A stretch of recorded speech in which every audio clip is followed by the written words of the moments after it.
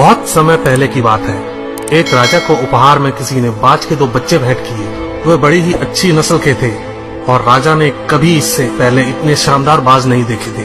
राजा ने उनकी देखभाल के लिए एक अनुभवी आदमी को नियुक्त कर दिया। जब कुछ महीने बीत गए तो राजा ने बाजों को देखने का मन बनाया और उस जगह पहुंच गए जहां उन्हें पाला जा रहा था। राजा ने देखा कि दोनों बाज काफी बड़े हो चुके थे और अब पहले से भी शानदार लग रहे थे।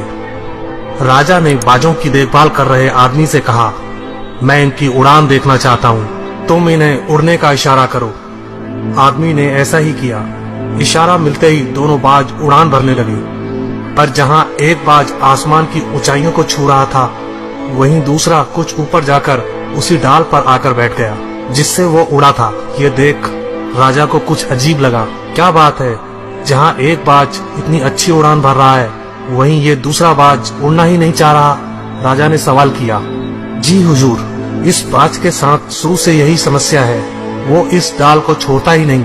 राजा को दोनों ही बाज प्रिय थे और वो दूसरे बाज को भी उसी तरह उड़ना देखना चाहते थे। अगले दिन पूरे राज्य में ऐलान कर दिया गया, जो व्यक्ति इस बाज को ऊंचा उड़ाने में कामयाब होगा उसे ढेरों इनाम दिया जाएगा।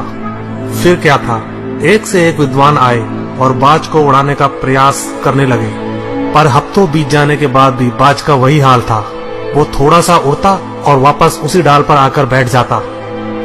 फिर एक दिन कुछ अनोखा हुआ। राजा ने देखा कि दोनों बाज आसमान में उड़ रहे हैं। उन्हें अपनी आंखों पर यकीन नहीं हुआ और उन्होंने तुरंत उस व्यक्ति का पता लगाने को कहा जिसने ये कारनामा कर दिखाया था। वह व्यक्ति एक किसान था। अगले दिन वह दरबार में हाजिर हुआ। उसे इनाम में स्वर्ण मुद्राएं भेंट करने के बाद राजा ने कहा, मैं तुमसे प्रसन्न हूँ, बस तुम इतना बताओ कि जो काम बड़े बड़े विद्वान नहीं कर पाए वो तुमने कैसे कर दिखाया।